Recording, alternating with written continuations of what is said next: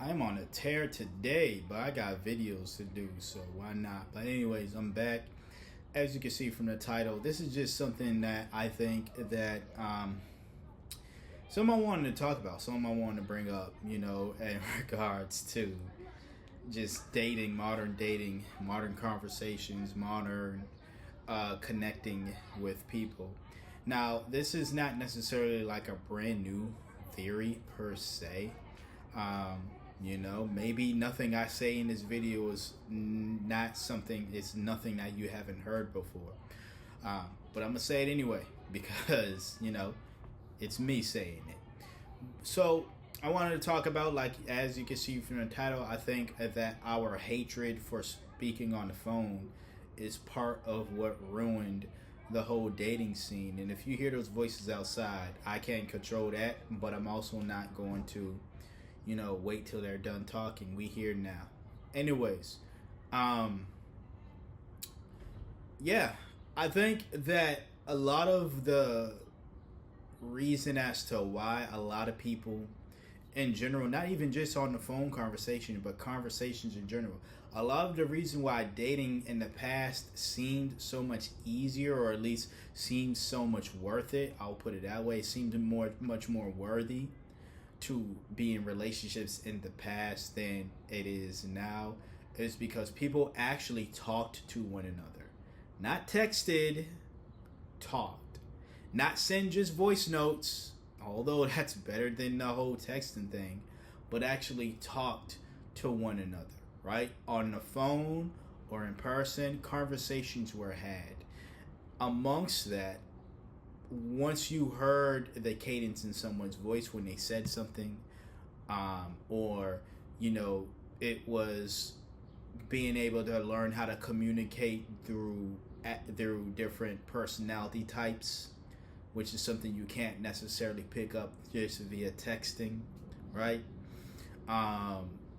Learning these things and stuff like that, right? Just learning how to communicate with somebody, getting a deeper explanation, a timely one too, as to what someone meant when they said something or how they were feeling, again, based off of their voice, based off of their expressions. But bear with me, but it's one reason, again, I think that, we're missing the emotional component of conversations, right? When we're just texting back and forth, right? And I'm saying we because I'm guilty of it, because I don't like talking on the phone either.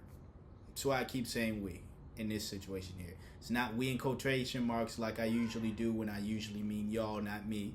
I really mean we. There's no quotation marks over the we in the title. There's no quotation marks when I say we here.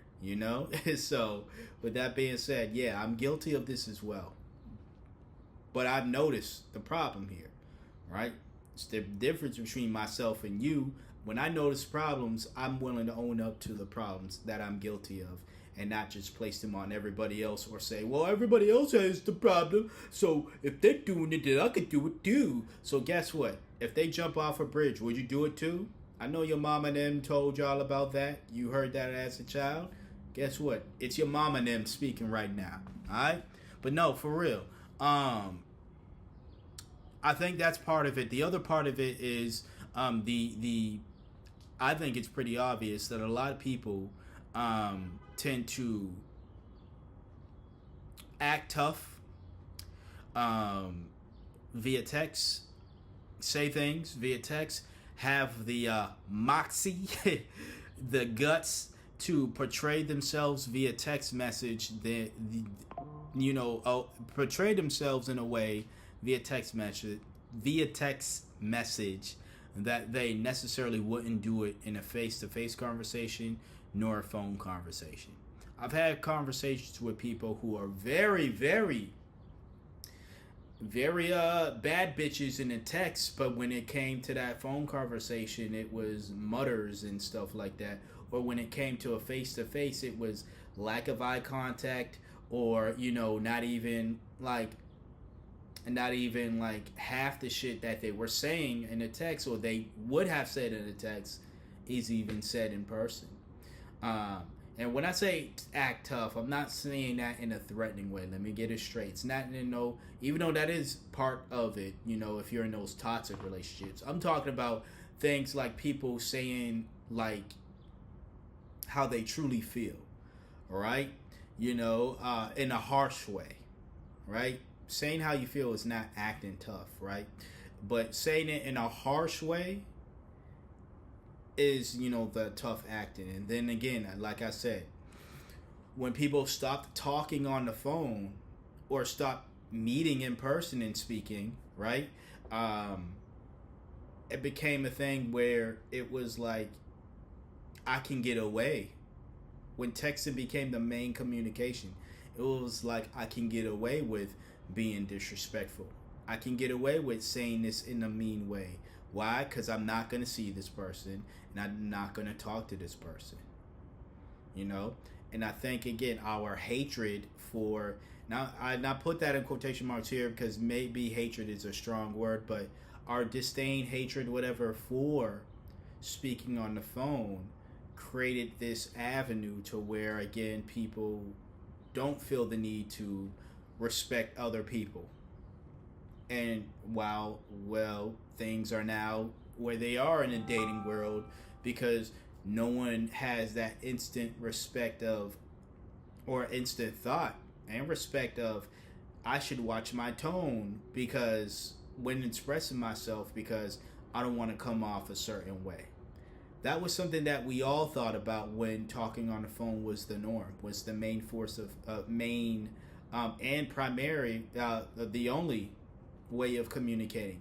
People did not want to come off a certain way, whether you was talking to your friends or, again, your lover or potential lover. People didn't want to come off a certain way, so therefore they watch their tone. That's another reason as to why when you are on the phone with people nowadays, I think those awkward pauses or people not talking to people on the phone with each other but not talking to the people they're on the phone with, stuff that really drives me crazy. I think that became a thing, well, that was on the rise because, again, people don't want to show a more so softer or vulnerable side of themselves on the phone. They think that shit is cringy, but not being on the phone with somebody and not talking to them is not cringy or rude or anything of that nature, right? You're on the phone with me, but then you're talking to all the other people in your immediate vicinity. But then when I say, hey, sounds like you're busy, sounds like you already in a conversation with them folk, whoever they are. Let's get off the phone and let's reconvene when you're not around them or when you're ready to talk to me and give me your undivided attention. Then it's, no, I don't want to get off the phone. No, I can talk, but you're not saying anything to me. You're talking to them or you're saying something and I'm like, that was random, but it wasn't random because you was talking to them. You wasn't talking to me. That happens a lot. And again, like I said, I think it happens a lot because people want to say they like the idea of being on the phone. But again, it's this weird thing where it's like, I like to be on the phone when I am, but I also like to fill the void or the silence with noise instead of talking to this person that I obviously want to, that I'm in, that I'm dating or, I'm trying to get to know on that level. But that awkwardness of not knowing what to say to folk, and again, I'm just speaking out loud, right? Theorizing, right? That awkwardness of not knowing what to say, people don't give themselves that opportunity to even do that anymore, to go through that awkwardness because they want to fill that I don't know what to say void with the noise of, again, background noise of talking to people that they're comfortable talking to, So it's like, I think a lot of that plays a part into where dating is right now and how we potentially get back to a more healthy communication style is challenging ourselves. Like, we once did or people did back in the day before texting was a thing. Challenging yourself. If you are on the phone with somebody and you're like, I really do want to talk to you, but I don't know what to talk about, simply just say that. Or being real and being like, hey, listen, right now, like, it's awkward right now, not because like you're awkward or you're weird or like anything of that nature. It's because, again, like, this is how I feel. Or, this is my, if it's your first time, this is my first time doing something like this, or I'm used to texting. Like, say that. I think that is going to, that type of vulnerability and honesty is going to do more wonders and then harm. Because if you can't be that honest with somebody that you potentially want to be with, that to me is a telltale sign that maybe you shouldn't want to be with that person. If you can't at the very least be honest and express yourself with how you feel. If you feel like you gotta, when you're on the phone with them, you gotta feel the awkward moments with conversations with other people. Maybe they don't mind. They being the other person.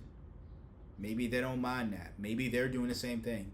Maybe y'all both are feeling the same exact thing, but instead of saying it to each other, going through those awkward phases, that awkward moment together, having that moment, just you and them. Instead of doing that, they're talking to their people, you're talking to your people, but you're both still on the phone with each other. I don't know, maybe I'm too old. Maybe I'm too old for this type of stuff, but all in all, like I said, I think that when we stopped talking on the phone in general, that plays a part into a lot of what's happening. And again, I'm speaking from experience and observation when I make this, when I share my thoughts on this stuff, because far too often I've calmly said something via text that was misconstrued, and I'm like, if you would have heard my voice say that, I don't think you would have misconstrued it. Also, again, just the whole awkward moments thing. Like I said, it's a real pet peeve of mine of people to be on the phone with me, because I don't like being on the phone. But to be on the phone with me and you talking to everybody else, I can understand if your mom and them and somebody asks you a question and you got to answer it. I'm not saying ignore the whole world when you're on the phone with me, but don't ignore me to talk to everybody else, or be like, I'm listening to you, and expect this to just be some one-sided conversation. Because I was that stupid ass simp a long time ago when I was first dating, talking on the phone like a damn idiot, right? Let me pick my phone up. I ain't got to use my fingers. Talking on the phone like a damn idiot. She on the other line. I'm still talking like I'm talking right now, but she on the other line talking to whoever else she talking there and telling me, I'm listening. You ain't listening. You ain't listening to a damn thing I gotta say. Alright? So, anyways, y'all let me know what you think. Do you think I'm tripping? You think, share your experience if you want to.